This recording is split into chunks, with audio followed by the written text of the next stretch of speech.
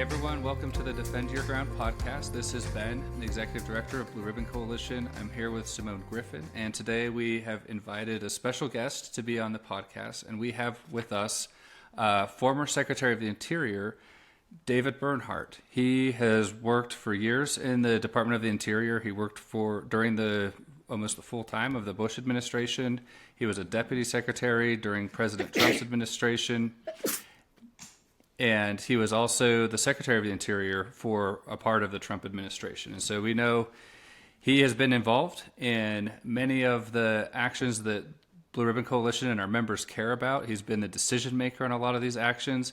And we invited him to be a guest on the show because he's recently released a new book called You Report to Me about his time serving in these positions. And I've read it, Simone's read it, and the book is already highly recommended by us. If you care about the things we're fighting for, you need to understand what Mr. Bernhardt is talking about in this book.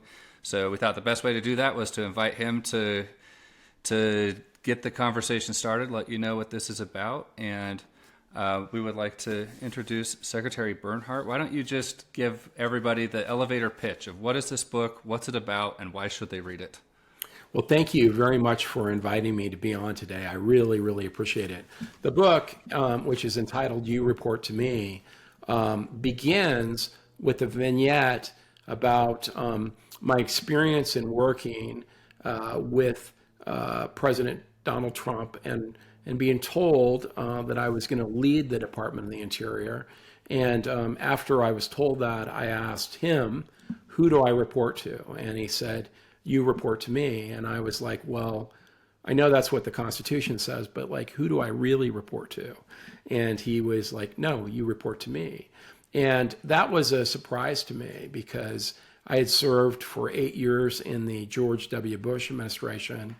And during that administration, at times, it could take months, literally, for the secretary to have a chance to meet with the president on something that was important to the Secretary of the Interior. So I was skeptical that would be the way the president would actually manage and my relationship with him. But more importantly, as you read the book, You Report to Me, what the book is really highlighting is that everyone in government, the local official, the policymaker, as the secretary, the members of Congress and the judiciary, as well as the president, all report to the American people. And that fundamentally, everyone involved in that process that has taken the oath of office to well and faithfully carry out the law has a obligation to remember that they work for the American people. And the best way that is identified in the executive branch is by carefully following the law and also recognizing the policies as appropriate for any president that's elected. And so that's the underlying theme of the book. And it really speaks to the need of all of us to recognize the respective roles in government and carry those out so we can deliver better results to the American people on the ground. Yeah, no, thanks for sharing that. As I read it, the part of the book that stuck out the most to me is an additional main theme is what I call the growth of the administrative state. I worked in Congress. I worked for Senator Lee, and he has similar vignettes with his interactions with President Trump. He really was a very accessible president. Very much so. And everyone who really worked with him and under him in those capacities, that is a unifying thing I hear from the people that had those relationships. And so that struck a chord when I read that. But this growth of the administrative state, I was in the Senate for 7 years, thinking I was in the center of the action. This is where the laws get made. This is where we're going to solve the country's biggest challenges. 2 and 3 years in, I learned that's not where I was. The decisions were, I actually was the one who helped Senator Lee get the Senate Furniture Department to build a custom case, a bookcase for the Federal Register. And it was 3 bookcases that were 4 feet tall that you can stack the Federal Register in every year, and the door in the front opens and closes kind of like a guillotine. And and we did 1 year during the Obama administration, and it filled all three of these. It So we killed had the complete case. Yes. 12 feet of regulations, and then on top of it, we had a pile of bills that was like this big. That was everything. That was the congressional output for the year. And it just sunk into me. I'm like, that is where government is happening, for better or for worse. And today we had the Supreme Court release a decision on the Sackett case, which I'm assuming you've been following closely. You would have been following this closely given your background. The decision seems to be favorable for the Sackets, unfavorable for expansive interpretations of administrative power. The Sackett case has stuck out to me because you don't want to be the Sackets. Once you become the target of the administrative state, it'll consume your life. I bet they've lived and breathed and they've been consumed by this. And that's what happens when you have an out of control administrative state. And they've been fortunate enough to see their injuries remedied by the Supreme Court of the United States. Most Americans don't quite fall in the camp where they're being treated like the Sackets. How do you get everybody who seems to be not quite the target of administrative action to understand the concerns you're raising in your book? Well, first off, you're right about the recent decision by the Supreme Court. This is a very significant decision, and it's it follows on the heels of a couple of decisions that have indicated pretty strongly that we have a court that is going to continue to hew more closely to the law. And you're absolutely right that if you look at the difference between the amount of paper generated by the Federal Register versus the laws that are enacted, you have a very different perspective of where laws are and regulations and what binds us is actually written. But the court here took a profound step of saying, hey, words in statutes are going to actually mean what they mean, and that was significant. What you're saying about the Sackets personally is completely true. This is a matter that has gone on for well over a decade. I mean, think about that. Your personal life affected by regulators that really had no jurisdiction for a decade. And often, and this is really why I wrote the book, often administrators of the law stretch the law and impose it on individuals. And many individuals simply don't have the ability to push back, don't have the energy to push back. And at the end of the day, in order for us to be a nation of laws and to have faith in our process, everybody in the system has to follow the rules. And the rules are this: Congress writes a law, the agencies are supposed to carry that law out. To the extent that there's ambiguity, and this is really where you're talking about, the courts have tended to defer to agencies. And a central theme of my book is that deference has led to more and more aggressive action by agencies. And because the agencies feel like they can continue to push the envelope. And so what you see in this court decision is a pulling back of a certain extent on the agency's interpretation. In this case, they basically said, "Look," the court says, "we gave you lots of chances to get this right, and you haven't, and we're gonna be really clear here." And that's a good thing, because it begins to send a message to the agencies that they need to be more thoughtful in their application of the law. And one component of my book is that the other branches of government, the Congress and the judiciary need to be a little more on top of things. I also think the public policymakers, the senior managers of these agencies, need to be more on top of things. And I think if they did that together, folks would be a little more careful about what they do on a daily basis. And ultimately, not everyone is in the position to fight back like the Sackets did. And no one should have to do that. The reality is that the government is supposed to work for the people, not the other way around. And here we had an expansion of the assertions of authority, and ultimately the courts have now stepped in and said, hey, here's where the rules are going to be.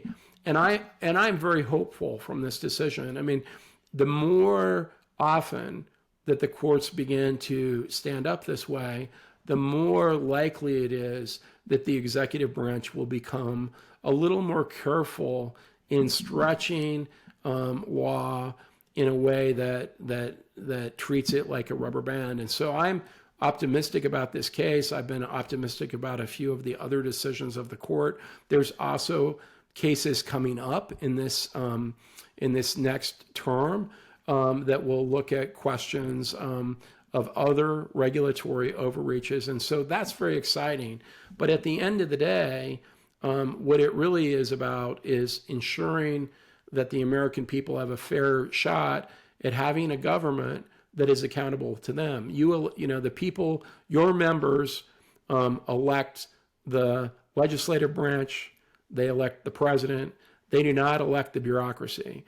And the bureaucracy needs to be held accountable by those other elected entities and by the courts in order for us to have representative government. Yeah. So what can the people, you know, just the average Joe, what can we do to help keep the bureaucracy in check? A lot of people I don't think understand, and I love that your book highlights that Washington, D.C., most people think everybody in Washington, D.C. is an elected official, and they don't realize the administrative state and how expansive it is and how many people are not elected and held accountable. So what can people do to help hold the bureaucracy accountable? Well, first off, a couple things. You're absolutely right. When you think about a presidential election, you think, boy, that changes things. And it does in terms of the will of the people voting.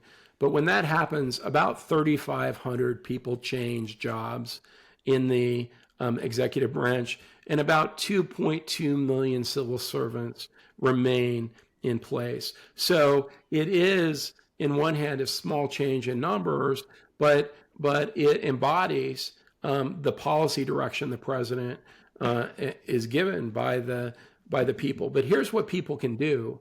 And I do think that this is really, really critically important, particularly in areas of the West where federal responsibility makes up so much of the administration of federal lands, and people should participate in the processes that exist to them. You know, people should make sure that their voices are heard on issues that are important, and that takes time and energy and effort, or a commitment to be part of organizations like yours, and that is an important component. The other thing people should do is, if they're dealing with the government, they should take the time to sit down and look at what the rules and the regulations say, and that takes some effort. But I'll tell you what, it's very fair to ask agency officials to follow their own rules and speak out when they don't. You know, sometimes they don't. And finally, and this is far and away the most important issue, is explain to your elected representatives that you want them to pay attention to the issues of the way and the administration is managing, because because it's very easy for elected officials to want to focus on new stuff, new programs, new this, new that, versus the administration of government itself. It's not a very, it doesn't have all of the upside of some of the other issues for people. But I believe that being involved is important, speaking out is important, and most importantly is voting is important. Voting is critical. At the end of the day, picking who you're, choosing who you want to represent you is the most important function any of us can do. And so many of us don't, that it's shocking. And that is, at the end of the day, the people get the government that they elect, whether they participate or not. And I think that's the most important factor that I tell people is exercise your right and be consistent in telling people what you want, because it's only by saying we want better, whether that's better access, more access, whether it's more opportunity, whether it's more, whatever it is, absent you carrying your voice forward, you have no chance of being heard.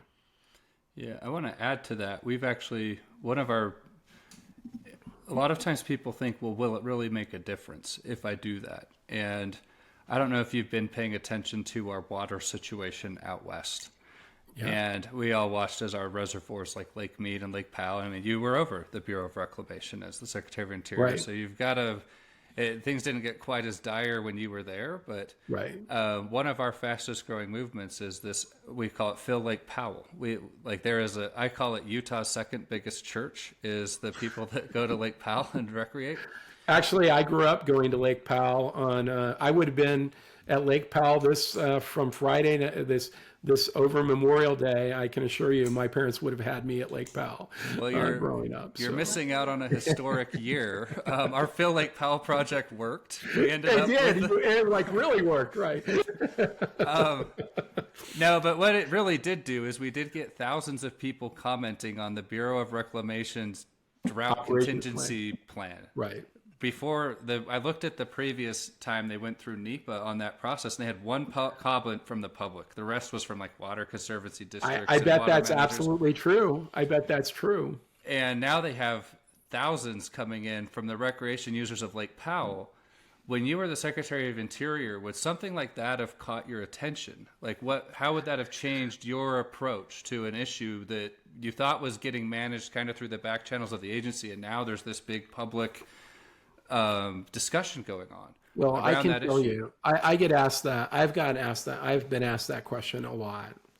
And I have seen firsthand how a single comment has completely changed the trajectory of a decision. When I was the solicitor of the Department of the Interior, that's the chief legal officer in the Bush administration, George W. Bush administration, Secretary of the Interior, Kempthorne, was making a decision. And he had struggled with the decision for months. And ultimately, he brought me a single comment that he had seen. And he came to me and he said, David, this comment is so important to me. I think I've made my decision. I'm not gonna, this is the pathway we're going to go down. And so my view of that is, comments have all sorts of benefits. They highlight the importance of an issue. They show community support. But at the end of the day, they also absolutely can and do have a fundamental impact on the decision maker. And so I'm a believer that because I've experienced it, that comment effort does matter. And the point of a comment is to help the decision maker be more informed and make a more informed decision. And that doesn't necessarily mean they'll agree with your comment, but it It may simply change the trajectory of the decision. It may sand or refine the thinking of decision. But I've absolutely seen it turn somebody around 180 degrees. So I say it's critically important, and it is worth the effort. So that's in connection with that. We did ask our users if there's any questions that they would have for you. Like we did a survey through our email list last week. And it's related to what you just said, but we did have a user ask, is there anything that can be done to make entities like the BLM and the Forest Service more responsive to input from the public? Because sometimes it feels like you make a comment and their legal boxes are being checked off, and they're still going to do what they want to do with that proposed action. And so what are the things the public can do when they're taking the time to make these comments to make sure they're having the maximum amount of impact? Well, first off, I think, go ahead. I'm sorry. I didn't mean to interrupt you. Sorry, I was just going to add on to that question. People think that decision has already been made. So how can we give people confidence that the decision hasn't already been made? Well, sometimes it can be that, the policy of a president is to take a particular action, and that's really an important consideration for the particular action. And that can be viewed as a little disheartening. And it's important to recognize that elections also have consequences as to the policy direction somebody wants to go. But my own view is this, that number one, every substantive comment has to be dealt with in the process. So if you raise a new or important issue, that's something that has to be addressed. But more importantly, and I think this is a key, is you have an opportunity, a person or an entity has an opportunity to comment. They also have an opportunity to ask their local elected officials to comment. They have an opportunity to seek other federal, your elected representatives' attention on a matter. And to the extent that there's a consensus in a community that something is really, really unacceptable, it's unlikely generally that those issues are not going to be resolved at a higher level if they're raised. Now, they may not always be resolved in the way that a particular advocate wants, but in general, where there's a constituency of significance on an issue at a local or a state level, it's generally the case that comment and concern is going to have to be resolved somewhere up the chain. And so I think that's important to know, and it's important for people to have confidence that, the decisions are going to be reviewed and thought about.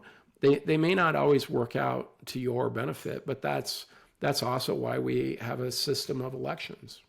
Yeah, that's good.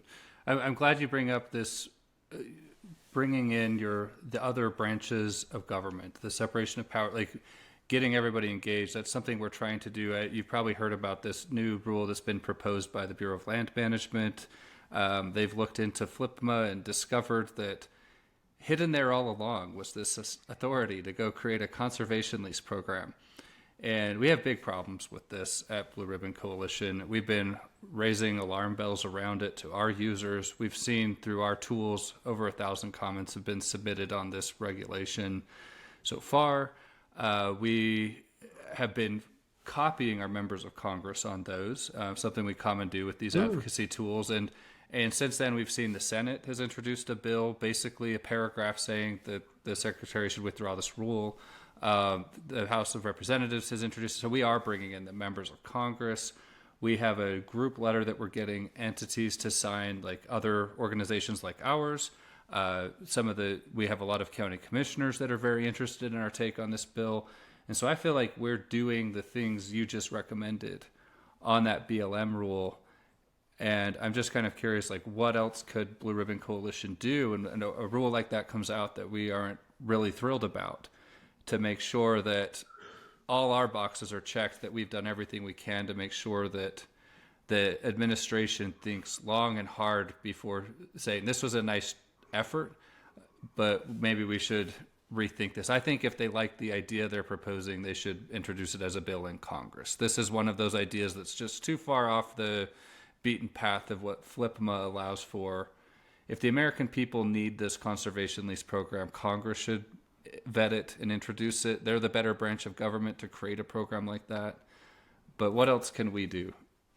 Well, this is a very significant issue. This obviously is this is a new proposed rule. It's certainly a new idea from the administration, and I haven't studied it as closely as you have, but my concern is that it may be one of the most significant public land decisions and initiatives that we've seen in a very, very long time, with very extensive impacts and consequences to public access, to opportunity, to the future of Western communities.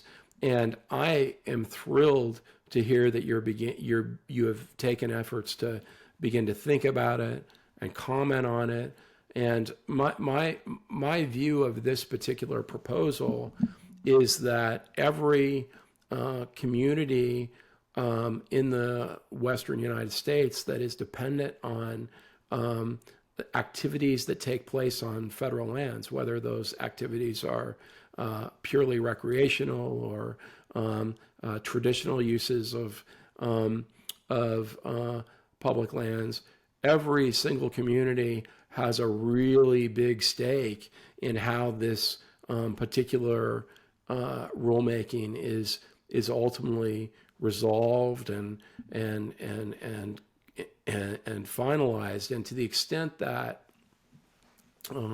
people remember, the property clause of the Constitution does give Congress the primary authority to deal with these issues. They made they created FLPMA, obviously, as you mentioned, and whether this fits in or not, it really is such an important issue that everyone in the West, I think, really needs to think long and hard about whether this is a good or bad, or maybe a medium or not so good idea, and comment on it, really express it to their legislators.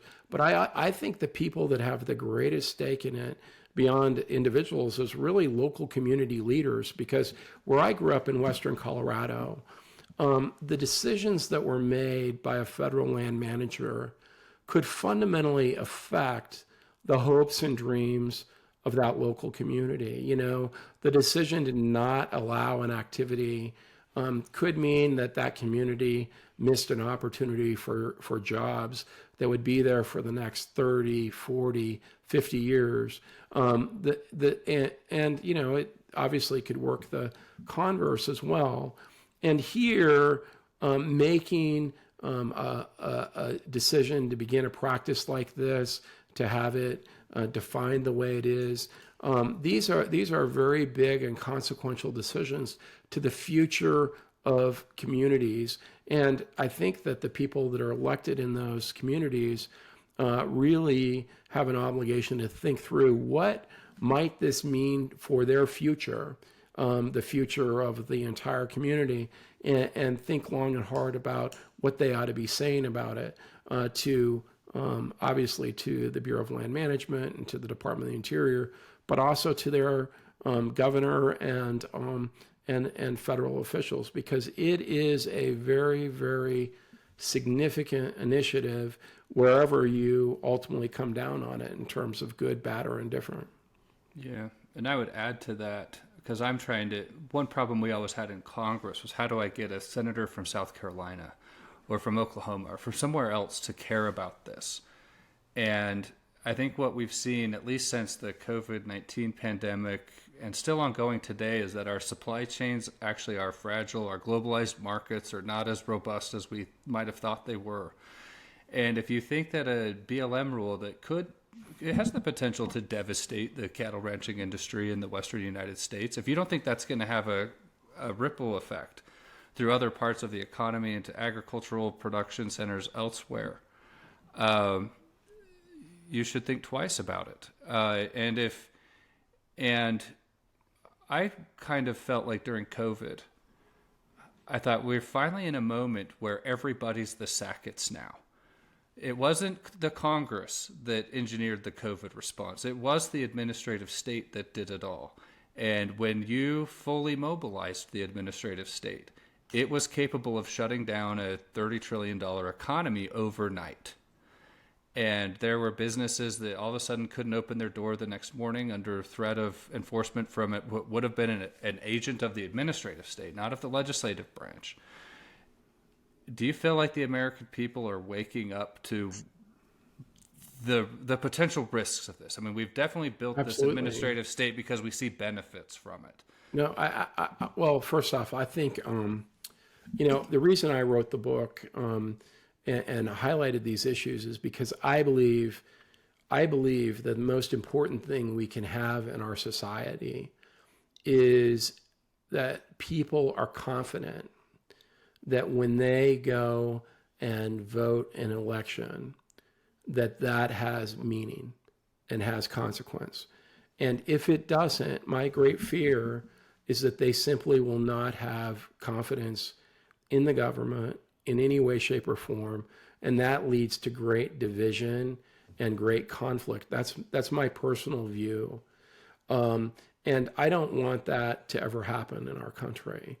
And so for me, it's critical that people recognize that if they don't like the way things are today, there's always an opportunity to create a better tomorrow through the voting box.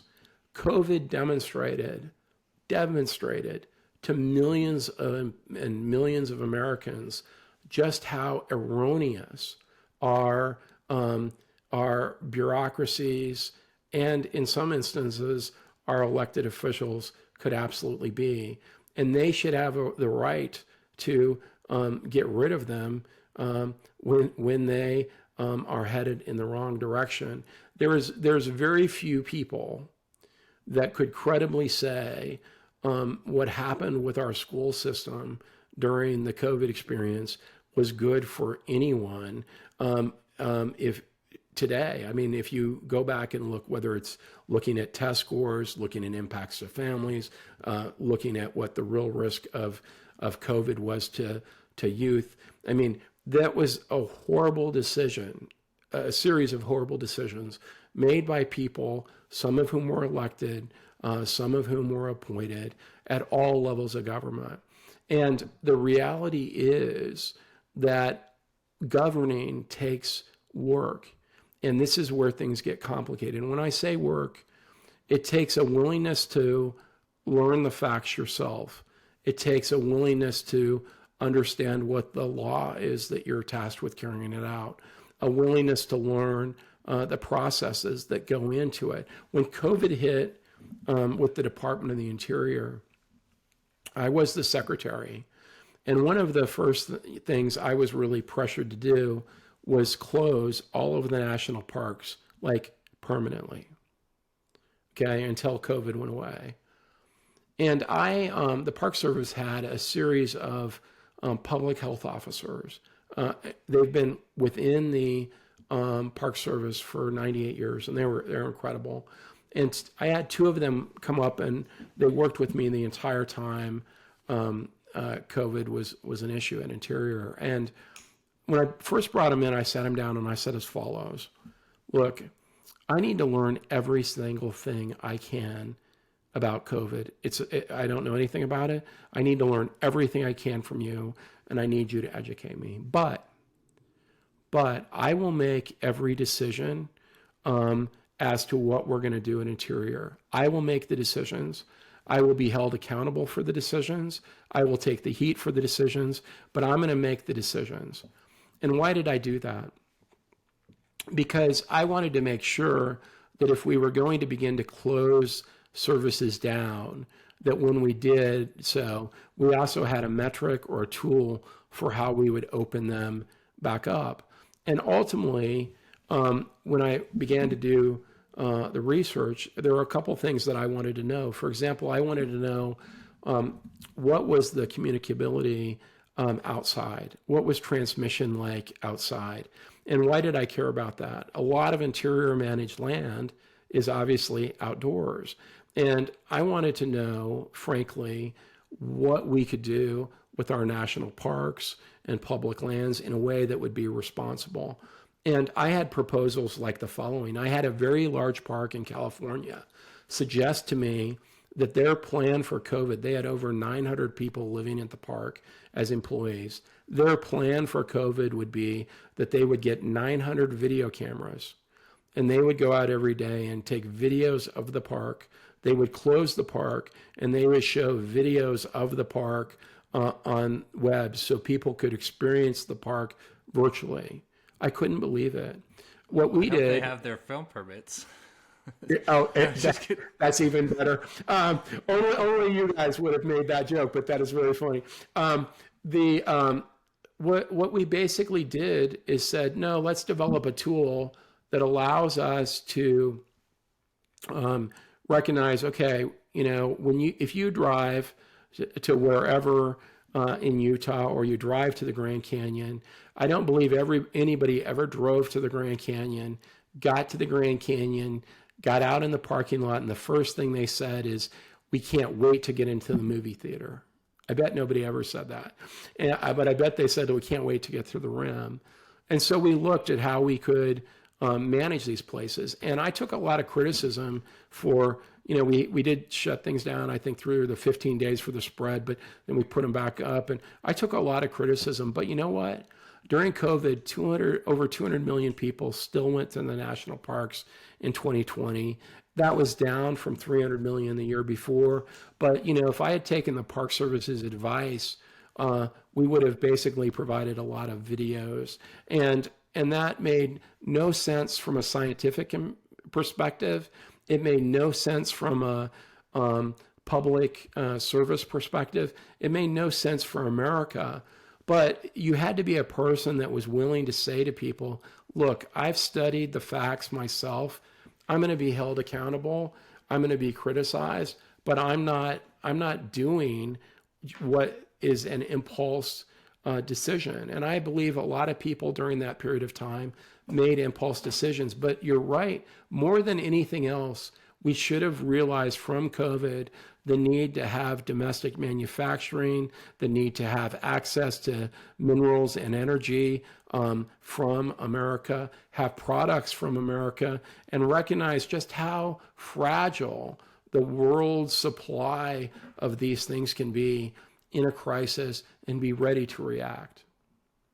Yeah, no, thanks. Well, we appreciate the time. I don't know if I want to be careful of your time. I know you're a busy guy. I think you're out practicing law now and doing important work for the country, I believe still. You've written this great book. I think we could probably talk for hours about these things. So we would be glad to have you back anytime. But we want to let you get back to your day. So do you want to have any final things to add to our first audience? off, thank you so much for having me on. I love these issues and I love what your organization does. I grew up utilizing public lands with an off-road Yamaha motorcycle, to be completely candid, that would not pass any emissions test today. And in front of my house set two Jeeps, two-door four-wheel drive Jeeps. And so I'm a big fan of everything that you do. But I would encourage folks to take a look at this book, You Report to Me. It gives you a vignette or an experience of what it's like to really deal with the bureaucracy and how challenging it was for the Trump administration to work in that environment. Oh, thank you. I didn't know you were a motorized recreation enthusiast, and so maybe one of these days we'll have to plan a Chevron deference awareness ride. That would be awesome. That would be awesome. I always joked with Mike Lee. I said he introduced a bill to kind of, through Congress, undermine what the Chevron deference was and kind of assert that the courts should be more proactive in not deferring to the agency interpretations Right. of things. And I'm like, well, how do we get people to care about this? And we didn't know. I mean, he gave a speech about it at the Heritage Foundation, and they loved it. But I'm like, this isn't enough. I need to. And so we joked about doing a 5K where we do Chevron deference awareness, the 5K. There you go. That's right. You should do a Jeep ride. We'll That's do right. And so if you want to come on a Chevron deference Jeep ride, we'll get that. I all might take planned. you on that. Maybe we could get some other Chevron to support it. Yeah, and so if you want to, we'll organize that if you'll be the guest of honor. And I'll take you up on that. We'll talk about that later.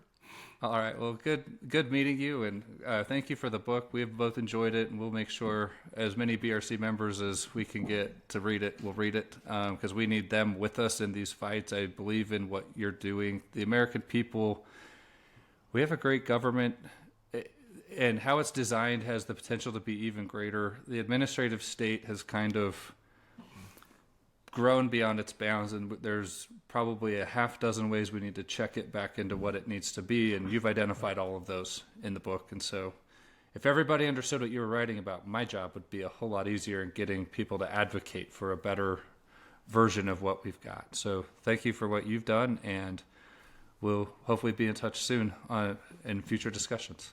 Thanks a lot. Yes, thank you.